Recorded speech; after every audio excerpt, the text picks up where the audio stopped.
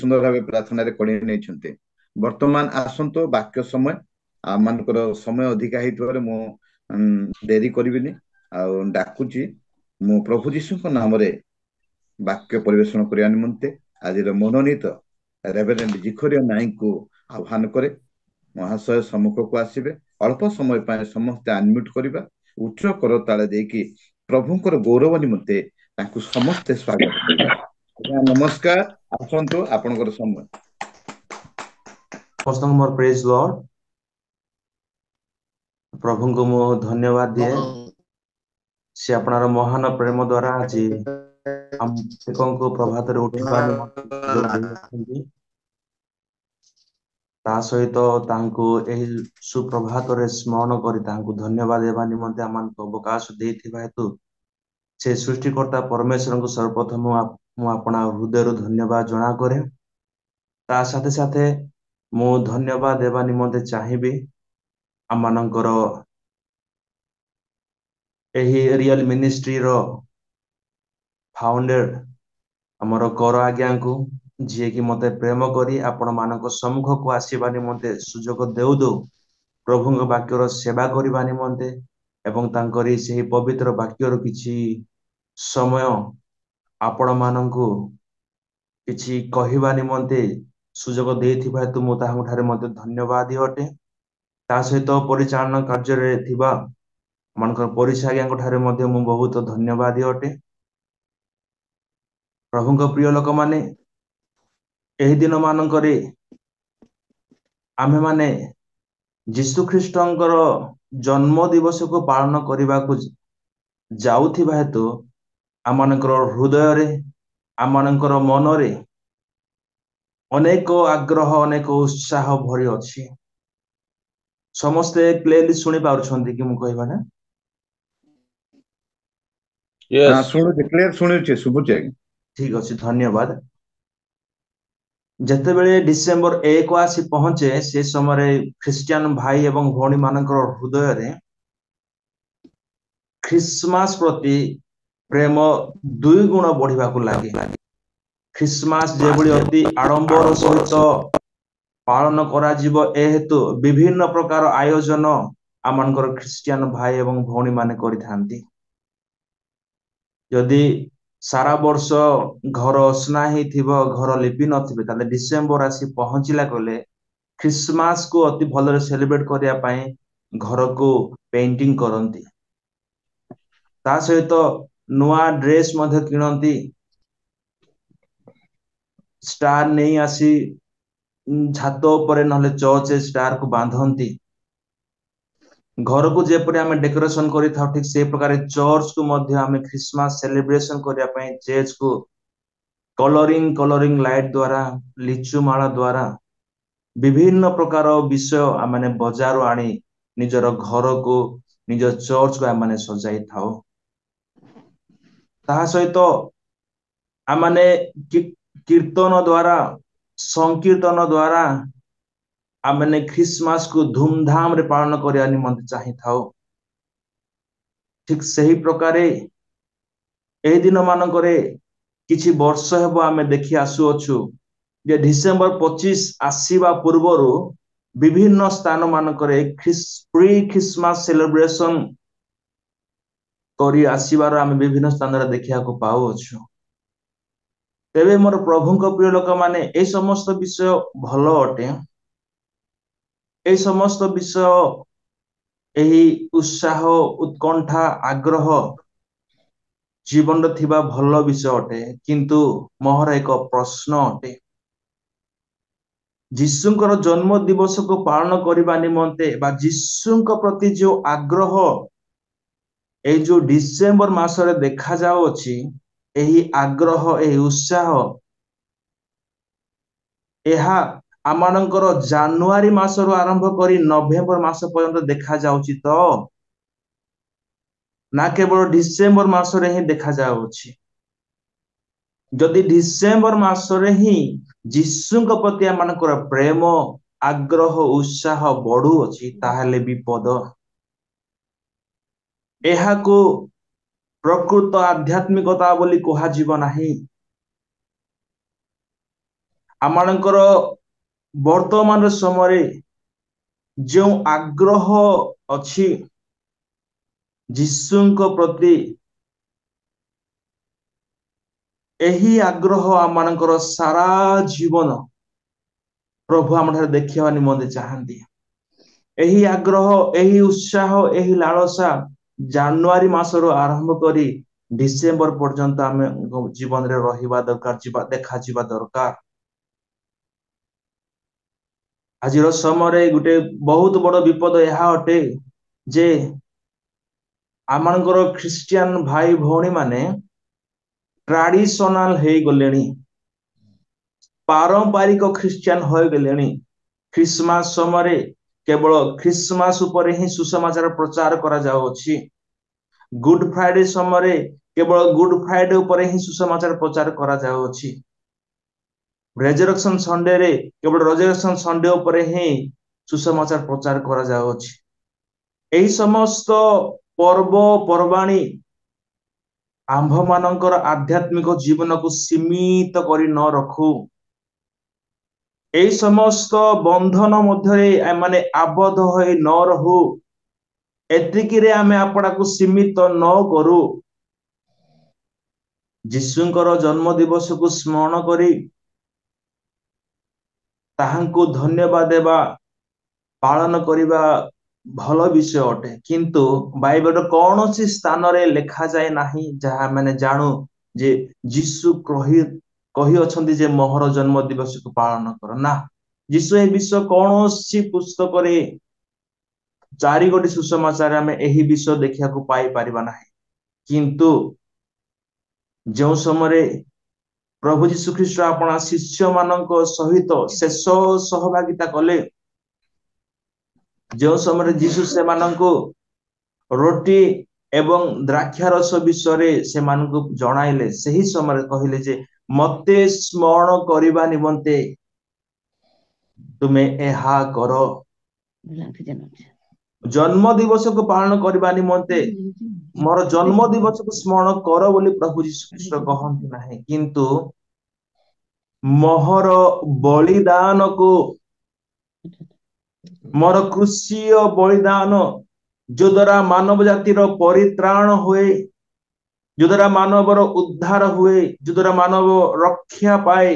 ସେହି ଦିବସକୁ, ସେହି ମୁହୂର୍ତ୍ତକୁ ସ୍ମରଣ କର ବୋଲି ପ୍ରଭୁ ଯୀଶୁ ଖ୍ରୀଷ୍ଟ କହନ୍ତି। ମୁଁ କହୁନାହିଁ ଖ୍ରୀଷ୍ଟମାସ ସେଲିବ୍ରେସନ କରିବା ଭୁଲ ବିଷୟ ଅଟେ ବା ଖ୍ରୀଷ୍ଟମାସ ସେଲିବ୍ରେସନ କରିବା ଉଚିତ ନୁହେଁ ବୋଲି କହୁନା, କିନ୍ତୁ ମୁଁ କହିବା ନିମନ୍ତେ ଚାହିଁବି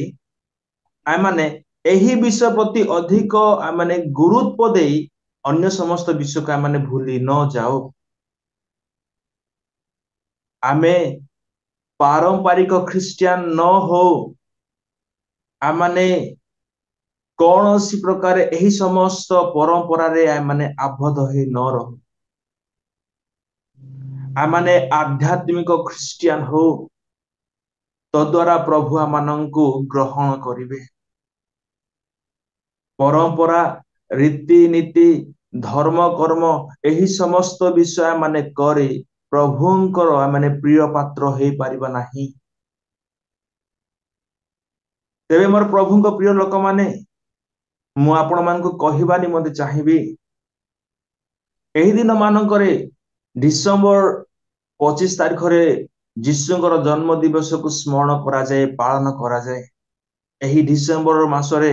ପ୍ରବଳ ଥଣ୍ଡା ଥାଏ, ଯେପରି କୁହାଯାଏ ହାଡ଼ ଭଙ୍ଗା ଶୀତ ବୋଲି, ସେହି ପ୍ରକାର ଶୀତ ଆମେ ଏହି ଦିନ ମାନଙ୍କରେ ଅନୁଭବ କରୁଅଛୁ। ଆମର ଏପଟ ଗଜପତିର ମୋହନା ଏରିଆରେ ବହୁତ ଭଲ ଥଣ୍ଡା ହଉଛି। ଆଶା କରେ ଆପଣ ମାନଙ୍କର ସ୍ଥାନ ମାନଙ୍କରେ ମଧ୍ୟ ଭଲ ଥଣ୍ଡା ହଉଥିବ। ବାହାରେ ଥଣ୍ଡା ଥିଲେ ମଧ୍ୟ, ଶୀତ କାକର ଥିଲେ ମଧ୍ୟ, ଏହି ସମସ୍ତ ବିଷୟକୁ ଭୁଲି ଯାଇ ଆମେ ଯୀଶୁଙ୍କର ଜନ୍ମ ଦିବସକୁ ପାଳନ କରିବା ନିମନ୍ତେ ଆମେ ଆଗ୍ରହ ଉତ୍ସାହରେ ଆମେ ସବୁବେଳେ ଥାଉ। এই ଯୋଉ ଆଗ୍ରହ ଉତ୍ସାହ ଆଜି ଆମମାନଙ୍କ ଠାରେ ଦେଖାଯାଉଅଛି, ଏହି ଆଗ୍ରହ ଉତ୍ସାହ ଅନ୍ୟ ଦିନ ମାନଙ୍କରେ ମଧ୍ୟ ଦେଖାଯାଉ। ଯୀଶୁଙ୍କର ଜନ୍ମ ଦିବସକୁ ପାଳନ କରିବା ନିମନ୍ତେ ଆମେ ଯେତିକି ଆଗ୍ରହ ଆଜି ରଖୁଅଛୁ, ଯୀଶୁଙ୍କର ଆଗମନରେ ତାହାଙ୍କୁ ସାକ୍ଷାତ କରିବା ନିମନ୍ତେ ମଧ୍ୟ ସେତିକି ଆଗ୍ରହ ଏବଂ ସେତିକି ଉତ୍ସାହ ମାନେ ରଖିବା ଦରକାର। ଯୀଶୁଙ୍କର ଜନ୍ମ ଦିବସକୁ ପାଳନ କରିବା ନିମନ୍ତେ ଅପେକ୍ଷାରେ ରହିଲେ ଯଥେଷ୍ଟ ହେବ ନାହିଁ। ତାଙ୍କରି ଆଗମନ ଦିନକୁ ଆମମାନଙ୍କୁ ଅପେକ୍ଷାରେ ରହିବାକୁ ପଡିବ। ତାଙ୍କୁ ସାକ୍ଷାତ କରିବା ନିମନ୍ତେ ଆମମାନଙ୍କୁ ଅପେକ୍ଷା ରହିବାକୁ ପଡିବ। ତେବେ ଏଇ ଦିନ ମାନଙ୍କରେ ଆମମାନେ ପ୍ରି ଖ୍ରୀଷ୍ଟମାସ ସେଲିବ୍ରେସନ କେବଳ ରାୟଗଡାରେ ନୁହେଁ କିମ୍ବା ଗଜପତିରେ ନୁହେଁ କେବଳ ଓଡିଶାରେ ନୁହେଁ କିମ୍ବା ଭାରତରେ ନୁହେଁ, ସମଗ୍ର ପୃଥିବୀରେ ଏହି ପ୍ରି ଖ୍ରୀଷ୍ଟମାସ ସେଲିବ୍ରେସନ ଆମେ ଦେଖିବାକୁ ପାଇ ଆସୁଅଛୁ। ଯେଉଁ ପ୍ରି ଖ୍ରୀଷ୍ଟମାସ ହଉ କିମ୍ବା ଖ୍ରୀଷ୍ଟମାସ ହଉ, ଆମେ ଆଗ୍ରହର ସହିତ ଆନନ୍ଦର ସହିତ ନୂତନ ବସ୍ତ୍ର ପରିଧାନ କରି ନିଜର ଚର୍ଚ୍ଚକୁ ସଜାଏ, ଘରକୁ ସଜାଏ, ବିଭିନ୍ନ ପ୍ରକାର ଆଇଟମକୁ ତିଆରି କରି ଆମେ ଯୋଉ ଭଜନ କରିଥାଉ, ଆମେ ପାନ କରିଥାଉ, ଆମେ ପ୍ରଭୁଙ୍କର ୱାର୍ସିପ କରିଥାଉ। ଯୀଶୁଙ୍କର ଜନ୍ମ ଦିବସ ଆସିବା ପୂର୍ବରୁ ପ୍ରି ଖ୍ରୀଷ୍ଟମାସକୁ ଯେପରି ଆମେ ଧୁମଧାମରେ ପାଳନ କରୁଅଛୁ, ଯୀଶୁଙ୍କର ଜନ୍ମ ଦିବସ ପହଞ୍ଚିବା ପୂର୍ବରୁ ଆମେ ବିଭିନ୍ନ ପ୍ରକାର ପ୍ରି ଖ୍ରୀଷ୍ଟମାସ ପ୍ରୋଗ୍ରାମ ବିଭିନ୍ନ ସ୍ଥାନରେ ଦେଖିବାକୁ ପାଉଛୁ। ତେବେ ମୋର ପ୍ରଭୁଙ୍କ ପ୍ରିୟ ଲୋକମାନେ, ଯୀଶୁଙ୍କର ଜନ୍ମ ପୂର୍ବରୁ କୌଣସି ପ୍ରି ଖ୍ରୀଷ୍ଟମାସ ପାଳନ କରିବା ଲୋକ ସେହି ସମୟରେ କୌଣସି ବ୍ୟକ୍ତି ନଥିଲେ। ଆମେ ଯେତିକି ଆଜି ଆଗ୍ରହରେ ଉତ୍ସାହରେ ପାଳନ କରିବା ନିମନ୍ତେ ସୌଭାଗ୍ୟ ପାଉଅଛୁ, ସେଇଭଳି ସୌଭାଗ୍ୟ ସେଇଭଳି ସୁବିଧା ସେହି ସମୟରେ ଲୋକମାନେ ପାଇନଥିଲେ। କହିବାର ଅର୍ଥ ହେଲା, ଆଜି ସିନା ଆମେ ଆଗ୍ରହର ସହିତ ପ୍ରି ଖ୍ରୀଷ୍ଟମାସ ସେଲିବ୍ରେସନ କରୁଅଛୁ, କିନ୍ତୁ ଯୀଶୁଙ୍କର ଜନ୍ମ ପୂର୍ବରୁ ଆଜିର ଭଳି ଆନନ୍ଦ, ଆଜିର ଭଳି ସୁଖ ସ୍ୱାଚ୍ଛନ୍ଦ୍ୟ, ଆଜିର ଭଳି ସୁବିଧା ସେହି ସମୟରେ ନା ମରିୟମକୁ ମିଳିଥିଲା, ନା ଯୋସେଫକୁ ମିଳିଥିଲା। ଯୀଶୁଙ୍କର ଜନ୍ମ ହେବା ପୂର୍ବରୁ ସେମାନେ କହିବାକୁ ଗଲେ ଏକ ବିପଦପୂର୍ଣ୍ଣ ପରିସ୍ଥିତି ଦେଇ ସେମାନେ ଗତି କରୁଥିଲେ। ତେବେ ମୁଁ ପ୍ରସଙ୍ଗ ସ୍ୱରୂପ ଯାହା ଉପସ୍ଥାପନ କରିବା ନିମନ୍ତେ ଚାହିଁବି ତାହା ଏହା ଅଟେ, ଯୀଶୁଙ୍କର ଜନ୍ମ ପୂର୍ବରୁ ପରିସ୍ଥିତି କେଉଁ ପ୍ରକାର ଥିଲା। ଅନେକ ସମୟରେ ଯୀଶୁଙ୍କର ଜନ୍ମ କେଉଁ ପ୍ରକାର ହେଲା ଆମେ ତାହା ଶିକ୍ଷା ନେଇଥାଉ। ଯୀଶୁଙ୍କ ଜନ୍ମ ପରେ କଣ ହେଲା ସେହି ବିଷୟ ମଧ୍ୟ ଶିକ୍ଷା ନେଇଥାଉ। କିନ୍ତୁ ଆଜି ଆମେ ଏକ ଭିନ୍ନ ବିଷୟ ପ୍ରତି ଦୃଷ୍ଟିପାତ କରିବା। କାରଣ ଡିସେମ୍ବର 25 ଖ୍ରୀଷ୍ଟଙ୍କର ଜନ୍ମ ଦିବସ ଭଳି ପାଳନ କରୁଅଛୁ, ତାହା ପୂର୍ବରୁ ଯୀଶୁଙ୍କର ଜନ୍ମ ପୂର୍ବରୁ କେଉଁ ସମସ୍ତ ବିଷୟ ଘଟିଥିଲା ସେହି ବିଷୟ ପ୍ରତି ଆମେ ଟିକେ ଦୃଷ୍ଟିପାତ କରିବା। ଏଣୁ ଆପଣ ମାନେ ମୋ ସହିତ ବାହାର କରନ୍ତୁ ଲୁକ୍ ଲିଖିତ ସୁସମାଚାର ତାହାର 2 ଅଧ୍ୟାୟ ତାହାର 31 ପଦଟି ପଢିବା। କେହି ଜଣେ ମୋର ସାହାଯ୍ୟ ନିମନ୍ତେ ପଢନ୍ତୁ ଲୁକ୍ ଲିଖିତ ସୁସମାଚାର ତାହାର 2 ଅଧ୍ୟାୟ 31 ପଦ। 31 ପଦ। ହଁ, 31 ପଦ ପଢନ୍ତୁ। ଯାହା ତୁମ୍ଭେ ସମସ୍ତ ଲୋକଙ୍କ ସମ୍ମୁଖରେ ପ୍ରସ୍ତୁତ କରି। ଲୁକ୍ ଲିଖିତ ସୁସମାଚାର ତାର 1 ଅଧ୍ୟାୟର 31 ପଦ।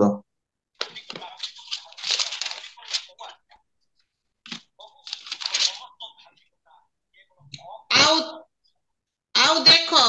ତୁମେ ଗର୍ଭ ଧାରଣ କରି ଗୋଟିଏ ପୁତ୍ର ପ୍ରସବ କରିବ ଓ ତାହାଙ୍କ ନାମ ଯୀଶୁ ଦେବ। ତାର 32, 33, 34 ମତେ ପଢନ୍ତୁ। ସେ ମହାନ ହେବେ ଓ ପରାତ୍ପରଙ୍କ ପୁତ୍ର ବୋଲି ଖ୍ୟାତ ହେବେ। ପ୍ରଭୁ ଈଶ୍ୱର ତାହାଙ୍କୁ ତାହାଙ୍କ ପିତା ଦାଉଦଙ୍କ ସିଂହାସନ ଦାନ କରିବେ। ସେ ଯାକୁବ ବଂଶ ଉପରେ ଯୁଗେ ଯୁଗେ ରାଜତ୍ୱ କରିବେ, ପୁଣି ତାହାଙ୍କ ରାଜ୍ୟର ଶେଷ ହେବ ନାହିଁ। ଆମେନ୍। ଜଷ୍ଟ ଗୋଟେ ମିନିଟ, ଜଣେ ଭଉଣୀ ଲିଙ୍କ ମାଗୁଛନ୍ତି, ମୁଁ ତାଙ୍କୁ ଟିକେ ଲିଙ୍କ ସେୟାର କରିଦେଉଛି। ତାଙ୍କେ ବି ଜଏନ କରିବାକୁ ଚାହୁଁଛନ୍ତି ଏ ମିଟିଂରେ।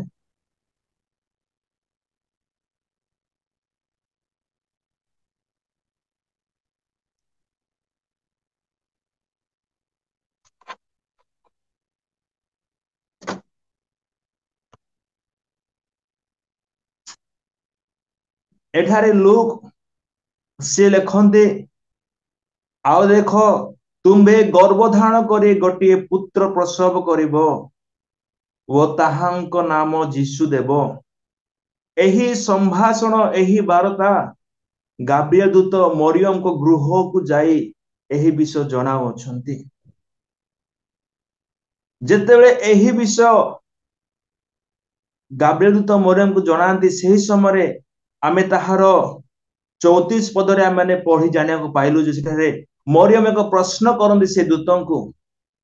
एहा की परि हेबो हाउ शाल इट बी मु तो पुरुष को जाने नहीं। सही समय केउ प्रकार से गर्भधारण करिवे सही विषय डिटेल भाबरे गाब्रिएल दूत मरियम को जनाउछंती। तेबे ठारे मु कहि रखिबा निमंते चाहिबी केउ प्रकार गर्भधारण करिया को पड़िबो केउ प्रकार परमेश्वर ताहांको सहायता करिवे केउ प्रकार परमेश्वर तांकरी गर्भरे शिशु को संचार करिवे से समस्त विषय गाब्रिएल ताहांको जनाउछंती। तेबे मोर प्रभु को प्रिय लोक माने आपण माने निश्चय जानिथिबे एही विषय जे पुरातन नियम रे जो व्यक्ति माने व्यभिचार कर्म रे धरा जाउथिले से मानकु द्वितीय विवरणी तार 22 अध्याय 20 पदरु जदि माने 22 पद पर्यंत पढ़िबा ताले सेठारे लेखा जाए व्यवस्था अनुसार जो व्यवस्था परमेश्वर मसा को देथिले से व्यवस्था अनुसार जे कोनोसी पुरुष हो किंबा स्त्री हो व्यभिचार कर्म धरा पड़ती से मानकु धरा जाए से मानकु प्रस्तराघात करी से मानकु बद्ध करा जाउथिला। एही विषय कहिबार अर्थ हैला आ माने प्रत्येक अति भलरे जानू जे बिना पुरुषर सहभागिता द्वारा संसर्शरे आसी कुमारी मरियम सी गर्भधारण करथिले। तेबे एही बळी एक घड़ी संधि मुहूर्त रे मरियम थिबा अवस्था रे जेते से गर्भधारण कले जो समय ख्रीष्टंकर जन्म होई नथिला सही समय जदि माने पढ़िबा माथ्यू लिखित सुसमाचार तार 1 अध्याय 19 पद सही समय ताहांक प्रति कोन घटू अछि आमे से विषय टिके देखिबा। माथ्यू लिखित सुसमाचार तार 1 अध्याय 19 पद पढ़िबा। एथिरे तांको स्वामी जोसेफ धार्मिक थिबारु एवं तांकु प्रकाश रे निंदार पात्र करिबाकू इच्छा न करिबारु गोपन रे तांकु परित्याग करिबाकू स्थिर कले। देखंतु जेते बेले कुमारी मरियम पवित्र आत्मांकर द्वारा कर्तृत्वाधीन होई से गर्भ धारण करी अछंती सही समय तांकर स्वामी जोसेफ जे कि एक धार्मिक व्यक्ति थिले बोली माथ्यू लिखंते आपण पुस्तक रे एही धार्मिक व्यक्ति मरियम ठारू आपना को अलगा करबा निमंते से गोपन रे योजना करूथिला। जो मरियम को से निर्बंध करथिला विवाह करबा निमंते किंतु से गर्भ धारण करी अछि बोली ज्ञात हैला परे तांगु से गुप्त रे परित्याग करबा निमंते इच्छा प्रकाश करथिला। धरि नियंतु मने करंतु जदि कुमारी मरियम को जोसेफ परित्याग कर दे थांते सही समय तेबे मरियम को अवस्था कौन होई न था। मरियम को निहाती लोक माने कही थांते ये जने व्यभिचारी अटे व्यभिचारिणी अटे एही कारण हेतु आकु निर्बंध करिथिबा जोसेफ जने धार्मिक व्यक्ति हेले मध्य ये व्यभिचार कर्म करी गर्भवती होइथिबा हेतु आकु जोसेफ परित्याग कला लोक माने कही थांते एवं द्वितीय रे ताहाकु पत्थर रे आघात करी ताहाकु मारिबा निमंते मध्य लोक माने प्रयास करि थांते ताहाकु बद्ध करि थांते किंतु एई समस्त विषय प्रभु हेबा निमंते सुजोग देले नाही कारण मानकर त्राणकर्तांकर जन्म हेबार थिला एहेतु एठारे आमे देखिया को पाउछु जे परमेश्वर मरियम को एवं गर्भरे थिबा जीशु ख्रीष्टन को से सुरक्षा प्रदान करू अछंती स्वप्न माध्यम रे जोसेफ को कथा कहि दर्शन माध्यम रे जोसेफ को कथा कहि मोर प्रभु को प्रिय लोक माने बेले बेले आमे जोसेफ को सदृश अधिक धार्मिक देखे अधिक ज्ञानी देखे आमानकर बुद्धि अच्छी बोली आमानकर ज्ञान अच्छी बोली आमानकर धन अच्छी बोली आमानकर बल अच्छी बोली आमानकर लोक संगठन अच्छी बोली आमाने प्रभु को केतोटी विषय न पचारि निजे निजे आमाने निष्पत्ति नहीं थाओ निजे निजे आमाने जोसेफको भली किछि भूल विषय करबा निमंते आगे बढ़ी थाओ एणु मुठारे कहि रखिबा निमंते चाहिबी यदि कोनोसी विषय रे माने द्वंद्व रे पड़ी जाउ अछु यदि कोनोसी विषय रे माने क्लियरेंस होई पारु ना होतेबे सेही स्थान रे माने अटकी जाई आमाने आमनकर प्रभु को सही विषय रे पचारिबा दरकार प्रभु को ठारू सही विषय रे माने उत्तर पाइबा दरकार अटे ताहेले आमे जो विषय रे अटकी जाई अछु तहिरु आमाने आंसर पाई पारिबा तहिरे आमने प्रभु ठारे आमने सहाय्य पाई पारिबा जो समय मरियम को स्वर्गदूत संभाषण प्रदान कले जे तुम्हे एक पुत्र करिबो सही समय मरियम ताहु केवल गोटिए प्रश्न पचारि थिले जे एहा की परि संभव अटे एहा की परि हेबो सही समय स्वर्गदूत अति भल भाव बुझाई देले जदि मरियम को जगार आजिकार माँ माने थांते आजिकार जदि कुमारी कन्या गण थांते ताले से मानकर प्रश्न अनेक प्रकार होई थांता जेपरि कि हे प्रभु तुम्हें जहां को मो द्वारा तुम्हें जन्म देवा चाहूच सी तो राजा हेबे बोली कहूअछ से तो जाकुब वंश उपरे जुगे जुगे राजत्व करियो बोली कहूअछ आउ ताहांकर राज्यर शेष हेबो नाही बोली कहूअछ से तो राजा उपरे तुमे जन्म ग्रहण तांकु देबा निमंते जाउअछ मो द्वारा बोली तुमे कहूअछ तेबे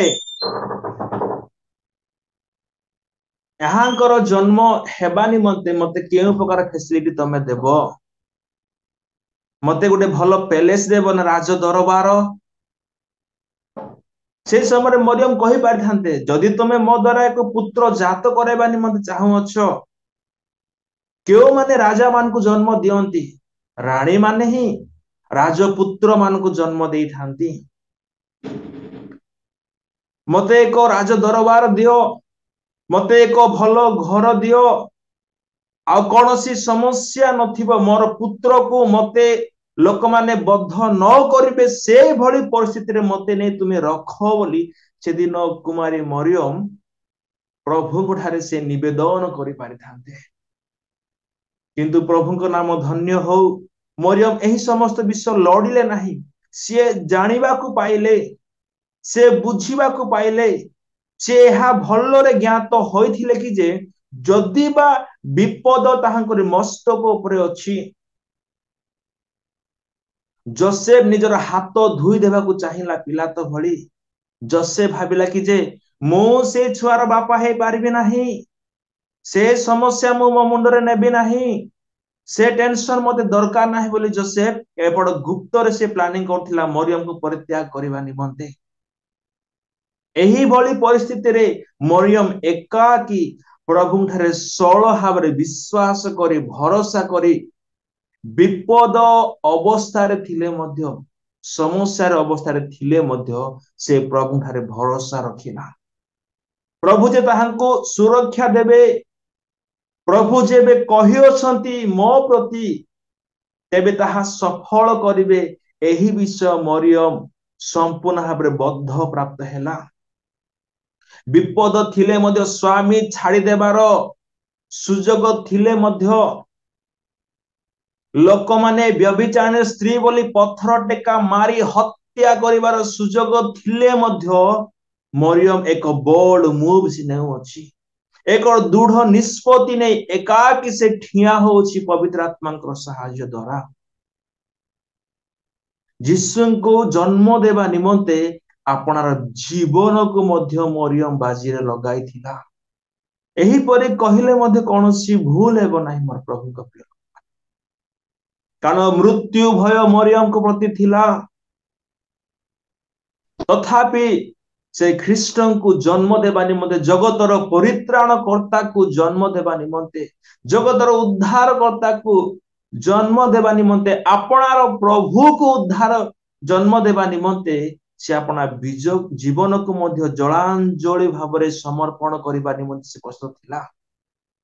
ए मोर प्रश्न अटे मोर प्रभु को प्रिय लोक माने आपण मानक निकट मरियम जेपरी अपना जीवन को मध्य बाजी रे लगाई देथिला यीशु को जन्म देवा निमंते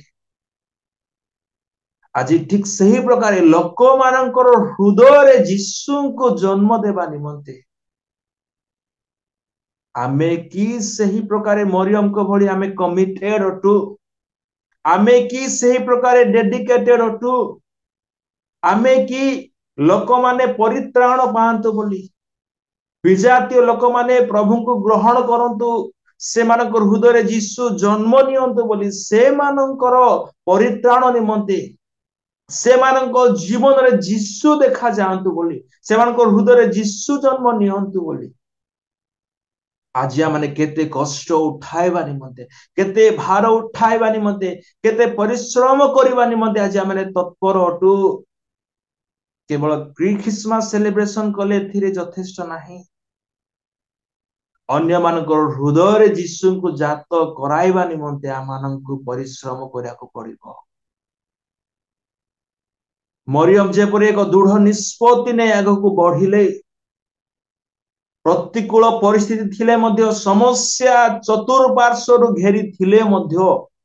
प्रभु ठारे भरोसा रखी समस्त विपद को सामना करबा निमंते से परमेश्वर शक्ति द्वारा से शक्तिमान होई आगको से बढ़ी थिले आमने जानू अति भल भाबरे यीशुंकर जन्म कि प्रकार हैला लोक तार 2:7 पदे लिखा जाए जे कुमारी मरियम यीशु को जन्म देला परे ताहांकु गुहाल कुंडरे सुआई की रखिले अनेक हमर क्रिश्चियन भाई माने मने करंती जे यीशु ख्रीष्ट को मरियम गुहाल कुंडरे जन्म देले ना यीशु को जन्म देथिले गुहाल कुंडरे नुहे यीशुंकर जन्म पदारे होइथिला दांडरे हेतिला बाहर हेतिला ताहांकरी लज्जा समस्त जगत देखिथिला एहेतु माथिलिखित सुसमाचार तार 8 अध्याय 20 पदरे प्रभु यीशु ख्रीष्ट कहंती आमे कोन सेठा लिखा जाय टिके पढिबा माथि तार 8 अध्याय 20 पद जेतेबेले एक व्यक्ति यीशु को पचारंती प्रभु मु तुमर पश्चात गमन करने चाहिए मु तुम्हार पश्चात तुमको गमन करने चाहू अच्छी से समय कौन कहते पढ़ा सेथिरे यीशु ताहांकु कहिले कोकी सियाळीर गात अछि आकाश पक्षीर बसा अछि मात्र मनुष्य पुत्रर मुंड गुंजिबार स्थान नाही आमेन एठारे हमें देखिया को पाओ छु एठारे प्रभु यीशु ख्रीष्ट कहंती कोकी सियाळीर गात अछि आकाशस्थ पक्षीर बसा अछि किंतु मनुष्य पुत्र को मुंड गेंजिबा को स्थान नाही एही क्रिसमस रो सीजन रे हमें थिबा समय आमानकर दृष्टि सम्मुख रे हमें देखिया को पाओ छु आज अनेक निज घर भितरे यीशुंको निमंते तांकर जन्म दिवस को स्मरण करी अनेक गुहाळ घर तैयारी करी दियंती घरे घरे हमें गुहाळ घर को हमें देखि परिबा प्रत्येक गिरजा गृह रे हमें गुहाळ घर को देखि परिबा हमें स्टार देखिया को पाई पारु अछु यीशुंको निमंते भल भल घर तैयारी करा जाउ अछि घर भितरे करा जाउ अछि घर गिरजा गृह भितरे गुहाळ घर करा जाउ अछि आ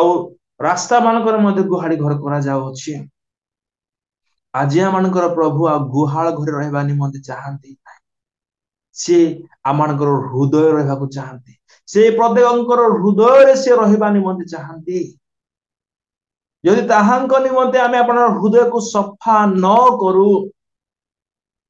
यदि ताहांक निमंते आमे आपन जीवन को पवित्र न करू तेबे की भली से आम हृदय रे वास करिवे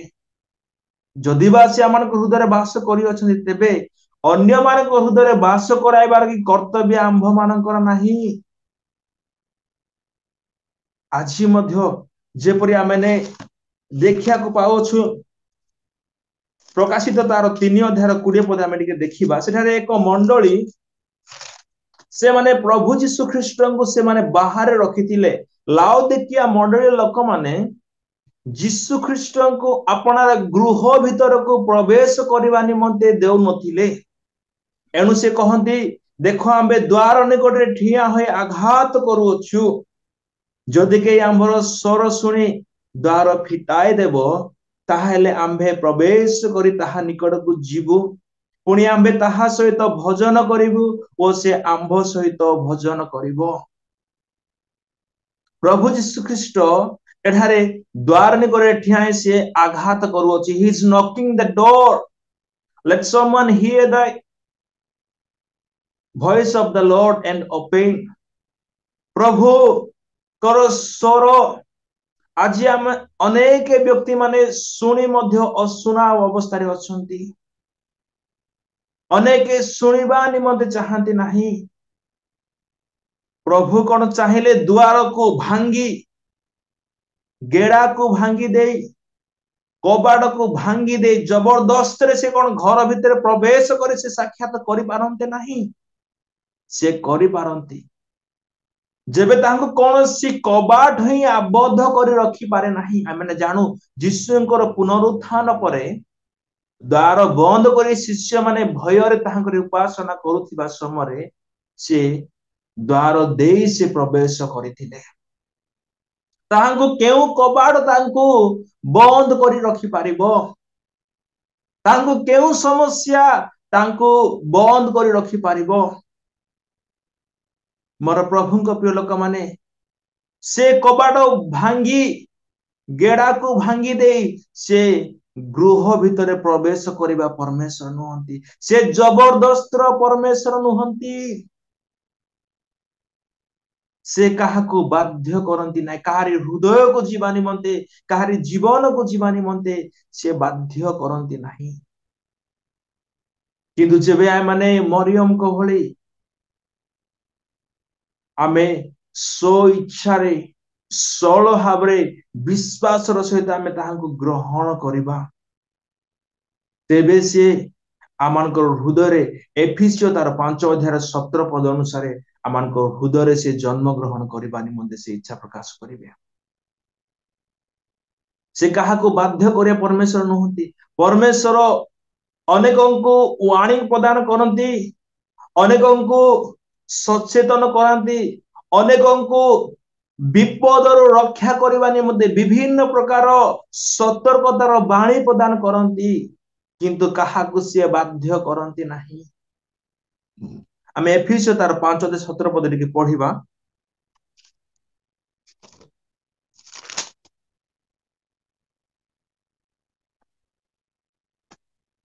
सॉरी एफिसियो तार 3 अध्याय 17 पद पुणी विश्वास द्वारा ख्रीष्ट तुम्भ मानक हृदय रे वास करंती सेहि दिन कुमारी मरियम 9 मास निमंते हुए तो 10 मास निमंते जीशु को अपना हृदय रे से अपनार गर्भ रे धारण करथिला किंतु जो दिन आमे जीशु ख्रीष्ट को निजर व्यक्तिगत त्राणकर्ता भाव रे ग्रहण कलु सेहि दिन ख्रीष्ट मानक हृदय रे जन्म ग्रहण कले से दिन ठारू से आमानकर हृदय रे वास करिबा निमंते आरंभ कले आमाने विश्वास करिबा द्वारा से आमानकर हृदय रे जन्म नियंती वास मध्य करंती तेबे आमानकर कर्तव्य आमानकर दायित्व अटे जो प्रभु आमानकर जीवन रे स्थान पाइसंती सेही प्रभु को बांटीबार दायित्व आमानकर अटे से प्रभुंकर परिचय अन्य माननको देबार आमानकर दायित्व अटे मोर प्रभु को प्रिय लोक माने मरियम कौन सी प्रकार एक अनुकूल परिस्थिति रे रही से ख्रीष्ट को जन्म दे नथिले संपूर्ण प्रतिकूल अवस्था रे जो समय विपद घरी रही समस्या घरी रही मृत्यु घरी रही सही परी एक घड़ी सुंदी मुहूर्त रे ख्रीष्ट को मरियम जन्म देथिले आज समय आमने प्रत्येक स्थान रे देखा पाऊछु भारत रे जो माने ख्रीष्ट को प्रचार करू अछंती से मान प्रति विपद अछि से मान प्रति समस्या अछि मृत्यु से मान पछरे अछि विजातीय माने सुसमाचार प्रचारक मान को बद्ध करबा निमते तत्पर थांती तथापि आमान को रिस्क उठाइबा को पड़िबो लोक मान को हृदय रे लोक मान को जीवन रे प्रभु को जन्म देवा निमते आमान को रिस्क उठाइबा को पड़िबो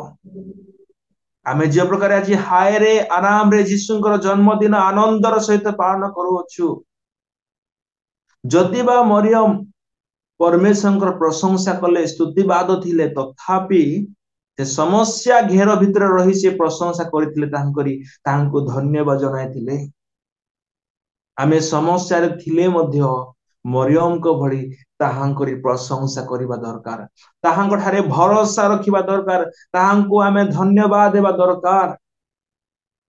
ताहांकरी उपासना करिबा दरकार अटे मोर प्रभुଙ୍କ प्रिय लोक माने जदि आमे केवल आराम को खोजिबा ताहेले आमानकर जीवन हराम हे जीव एनु मु एहा कहिबा निमंते चाहिबी मोर प्रभुଙ୍କ प्रिय लोक माने जदि बा ख्रीष्ट को मरियम जन्म देले तथापि बाइबल ताहांको विषय उपस्थापन करे जदि आ माने पढ़िबा रोमियो तार 1 अध्याय 3 एवं 4 पद एरे कोन लिखा जाय छै हम टिके पढ़िबा यीशु को के प्रकार उपस्थापन करा जाउथिला ताहांको कोन बोली काहारी पुत्र बोली धरा जाउथिला हम ताहा टिके जानिबा रोमियो तार 1 अध्याय 3 और 4 पद पढ़ंतु केही जने ସେହି ଯୀଶୁଖ୍ରୀଷ୍ଟ ଶରୀର ସମ୍ବନ୍ଧରେ ଦାଉଦଙ୍କ ବଂଶଜାତ କିନ୍ତୁ ଧର୍ମମୟ ଆତ୍ମା ସମ୍ବନ୍ଧରେ ମୃତମାନଙ୍କ ମଧ୍ୟରୁ ପୁନରୁତ୍ଥାନ ଦ୍ୱାରା ଈଶ୍ୱରଙ୍କ ପୁତ୍ର ବୋଲି ଶକ୍ତି ସହ ନିର୍ଦ୍ଦିଷ୍ଟ ହେଲେ। ଏଠାରେ ପ୍ରେରିତ ପାଉଲ ରୋମିଓ ମାନଙ୍କୁ ସେ ଜଣାନ୍ତି ଯେ ଯୀଶୁ ଖ୍ରୀଷ୍ଟ ଶରୀର ସମ୍ବନ୍ଧରେ से दाऊदଙ୍କ वंशरु जात अटंती जदि आमे पढ़िबा होरी लूक तार 3 अध्याय 23 पद रे सेठारे कोन लिखा जाय छै हम टिके पढ़िबा से विषय लूक तार 3 अध्याय 23 पद ଯୀଶୁ କାର୍ଯ୍ୟ ଆରମ୍ଭ କରିବା ସମୟରେ ତାହାଙ୍କୁ ପ୍ରାୟ 30 ବର୍ଷ ବୟସ ପଢନ୍ତୁ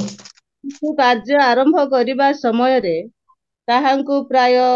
30 ବର୍ଷ ବୟସ ହୋଇଥିଲା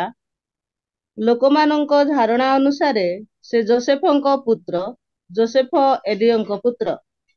ଲୋକଙ୍କର ଧାରଣା ଅନୁସାରେ ଯୀଶୁ ହଉଛନ୍ତି ଯୋସେଫଙ୍କର ପୁତ୍ର ଶରୀର ସମ୍ବନ୍ଧରେ ଯୀଶୁ ଖ୍ରୀଷ୍ଟ ଦାଉଦଙ୍କର ବଂଶଜ କିନ୍ତୁ मरियम जीशुंकर मां होई पारिले किंतु जोसेफ जीशुंकर बापा होई पारिले नहीं कारण परमेश्वर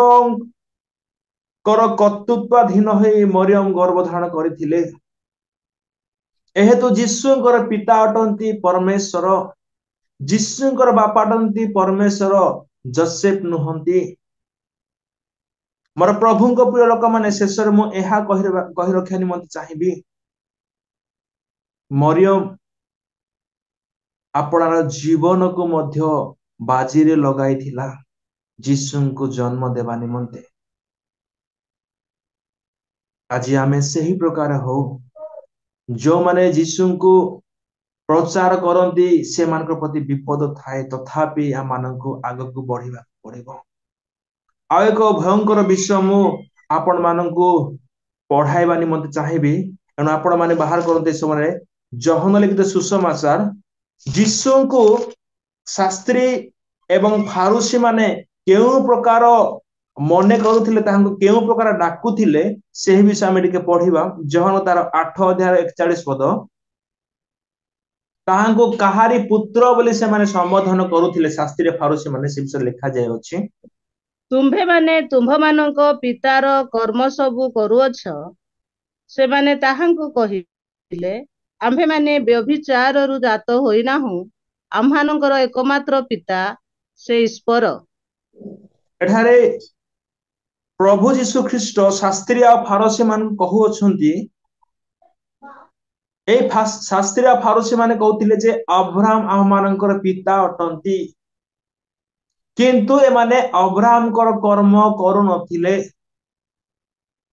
ଏହି ବିଷୟ ଯେତେବେଳେ ପ୍ରଭୁ ସେମାନଙ୍କୁ ଜଣାଇଲେ, ଯୀଶୁ ଯେତେବେଳେ ସେମାନଙ୍କୁ ଜଣାଇଲେ, ସେହି ସମୟରେ ସେମାନେ ତାହାକୁ ସହ୍ୟ କରିପାରିଲେ ନାହିଁ।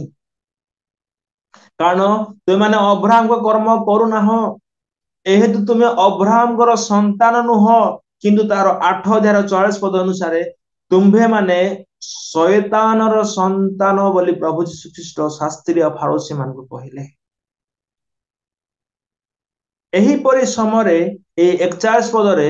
ଏଇ ଶାସ୍ତ୍ରୀ ଆଉ ଫାରୁସୀ ମାନେ ଯୀଶୁଙ୍କୁ କହୁଅଛନ୍ତି, ଆମ୍ଭେମାନେ ବ୍ୟଭିଚାରରୁ ଜାତ ସନ୍ତାନ ନାହୁଁ। ଏହାର ଅର୍ଥ ହେଲା, ଏମାନେ କହୁଥିଲେ ଆମେ ବ୍ୟଭିଚାରରୁ ଜନ୍ମ ହୋଇଥିବା ପିଲାମାନେ ନାହୁଁ। ଯୀଶୁ ତୁ ବ୍ୟଭିଚାରରୁ ଜନ୍ମ ନେଇଥିବା ପିଲା, କାରଣ ତୋର ବାପା ମା ବାହା ନ ହେବା ପୂର୍ବରୁ ତୋର ମା ଗର୍ଭବତୀ ଥିଲା। ଏହି ପ୍ରକାର ସେମାନେ କାଉଣ୍ଟର ଆଟାକ କରୁଥିଲେ ଯୀଶୁଙ୍କୁ। ବ୍ୟଭିଚାର ଜାତ ସନ୍ତାନ ବୋଲି ଯୀଶୁଙ୍କୁ ଏଇ ଶାସ୍ତ୍ରୀ ଆଉ ଫାରୁସୀ ମାନେ କହୁଥିଲେ। ମୋର ପ୍ରଭୁଙ୍କ ପ୍ରିୟ ଲୋକମାନେ, ଶେଷ କଥା ମୁଁ ଏହା କହିବା ନିମନ୍ତେ ଚାହିଁବି, ଆମମାନଙ୍କର ପ୍ରଭୁ ଆଜି ମଧ୍ୟ ଅନେକଙ୍କ ଜୀବନରେ, ଅନେକଙ୍କ ହୃଦୟରେ ବାସ କରିବାର ବାକି ଅଛି। ଅନେକ ଆଜି ମଧ୍ୟ ତାଙ୍କ ଗୁହାଳ କୁଣ୍ଡରେ ହିଁ ସୀମିତ କରି ରଖିଦେଇ ଅଛନ୍ତି। ଅନେକ ଆଜି ପର୍ଯ୍ୟନ୍ତ ନିଜ ଜୀବନକୁ, ନିଜ ହୃଦୟକୁ ଯୀଶୁଙ୍କୁ ଆହ୍ୱାନ କରିନାହାନ୍ତି। ଅନେକଙ୍କ ହୃଦୟରେ ଯୀଶୁଙ୍କର ଜନ୍ମ ହେବାର ବାକି ଅଛି। ତେବେ ଆସୁ ଏହି ଖ୍ରୀଷ୍ଟମାସ ସିଜନରେ ଥିବା ସମୟରେ ଆମେ କେବଳ ଖ୍ରୀଷ୍ଟମାସ ସେଲିବ୍ରେଟ କରି, ନୂଆ ଡ୍ରେସ ପିନ୍ଧି, ଘରକୁ ପେଣ୍ଟିଂ କରି, ଘର ଉପରେ ଷ୍ଟାର ଲଗାଇ, କୀର୍ତ୍ତନ କରି, ଆମେ ଖ୍ରୀଷ୍ଟମାସରେ ଭଲ ଖାଦ୍ୟ ଭୋଜି କରି ଆମେ ଖାଇ, ଏତିକିରେ ଆମେ ପରିତୃପ୍ତ ହୋଇ ସୀମିତ ହୋଇ ନ ରହୁ। କିନ୍ତୁ এই ସମସ୍ତ ବିଷୟ କରୁ ମନା ନାହିଁ, କିନ୍ତୁ ମୁଖ୍ୟ ଉଦ୍ଦେଶ୍ୟ, ଖ୍ରୀଷ୍ଟମାସର ମୁଖ୍ୟ ଲକ୍ଷ୍ୟକୁ ଆମେ ଭୁଲି ନ ଯାଉ। ଅନେକ ଆଜି ଯୀଶୁଙ୍କର ପରିଚୟ ନ ପାଇ ଆଜି ନଷ୍ଟ ହେଉଛନ୍ତି। ଅନେକଙ୍କ ହୃଦୟରେ ଯୀଶୁ ଜନ୍ମ ନେବାକୁ ଚାହୁଁଛନ୍ତି। ସେଦିନ ଯେପରି ଜଗତ ଯୀଶୁଙ୍କୁ ଜନ୍ମ ଦେବା ନିମନ୍ତେ ସୁଯୋଗ ଦେଉନଥିଲା, ଆଜି ଠିକ ସେହି ପ୍ରକାର ଅନେକଙ୍କ ହୃଦୟରେ ଯୀଶୁଙ୍କୁ ଜନ୍ମ ଦେବା ନିମନ୍ତେ ଶୈତାନ ସରକାର ସୁଯୋଗ ଦେଉନାହିଁ। ତଥାପି ଆମମାନଙ୍କୁ ସାହସର ସହିତ ପ୍ରଭୁଙ୍କ ଠାରେ ଭରସା ରଖି ଆମମାନଙ୍କୁ ଆଗେଇ ବଢିବାକୁ ପଡିବ।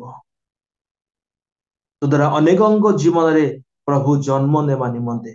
ପ୍ରଭୁ ବାସ କରିବା ନିମନ୍ତେ ସୁଯୋଗ ପାଇବେ। ତେଣୁ ଆସୁ ମୋର ପ୍ରଭୁଙ୍କ ପ୍ରିୟ ଲୋକମାନେ, ଖ୍ରୀଷ୍ଟମାସରେ ଆମେ ଆପଣାର ସେବା କାର୍ଯ୍ୟକୁ ସୀମିତ କରି ନ ରଖୁ। ଏହି ଖ୍ରୀଷ୍ଟମାସ ସେତେବେଳେ ସମାପ୍ତି ହେବ ଯେତେବେଳେ ପ୍ରତ୍ୟେକଙ୍କର ହୃଦୟରେ ଯୀଶୁ ଜନ୍ମ ନେବେ। ଆଜିକୁ 2000 ବର୍ଷ ପୂର୍ବେ ଯୀଶୁଙ୍କର ଜନ୍ମ ହୋଇଥିଲା, କିନ୍ତୁ ଆଜି ମଧ୍ୟ ଅନେକଙ୍କ ଜୀବନରେ ଯୀଶୁଙ୍କର ଜନ୍ମ ହେବାର ବାକି ଅଛି। ସେ ପୃଥିବୀରେ ସିନା ଜନ୍ମ ଗ୍ରହଣ କଲେ,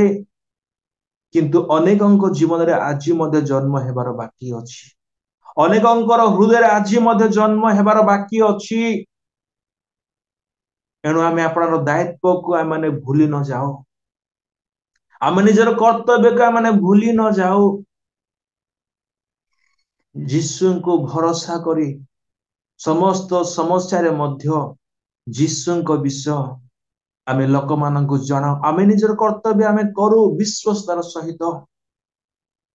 ବାକି କାମ ପ୍ରଭୁ କରିବେ। ମୋର ପ୍ରଭୁଙ୍କ ପ୍ରିୟ ଲୋକମାନେ, ଶେଷ କଥାରେ ମୁଁ ଏହା କହି ରଖିବାକୁ ଚାହିଁବି, ଖ୍ରୀଷ୍ଟମାସ ଅତି ଧୁମଧାମ ରେ ପାଳନ କରୁଅଛୁ, ଭଲ ବିଷୟ ଅଟେ। କିନ୍ତୁ ଏହି ପ୍ରେମ ଖ୍ରୀଷ୍ଟଙ୍କ ପ୍ରତି କେବଳ ଖ୍ରୀଷ୍ଟମାସ ରେ ଦେଖା ନ ଯାଉ। ଏହି ପ୍ରେମ ଆମମାନଙ୍କର ଜାନୁଆରୀ 1 ରୁ ଆରମ୍ଭ କରି ଡିସେମ୍ବର 31 ପର୍ଯ୍ୟନ୍ତ ଦେଖାଯାଉ। ଏହି ଉତ୍କଣ୍ଠା, ଏହି ଆଗ୍ରହ, ଏହି ଉତ୍ସାହ ଆମମାନଙ୍କର ପ୍ରତ୍ୟେକ ଦିନ,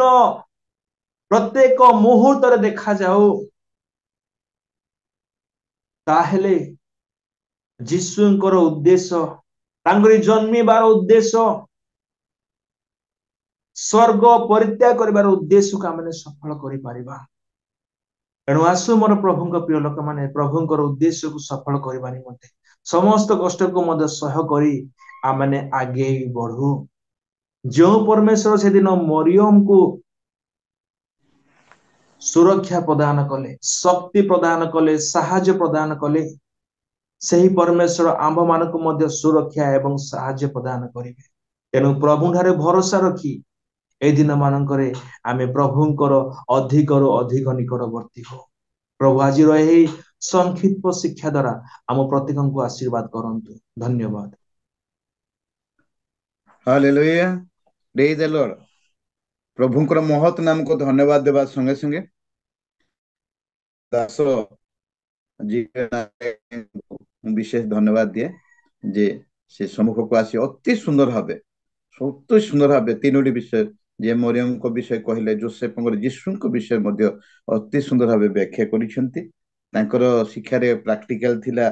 ଏବଂ ଆବଶ୍ୟକ ବାକ୍ୟ ବି ଥିଲା, ତାପରେ ସମୀକ୍ଷା ଥିଲା ଆଉ ଚେତନାମୂଳକ ବାକ୍ୟ ଥିଲା।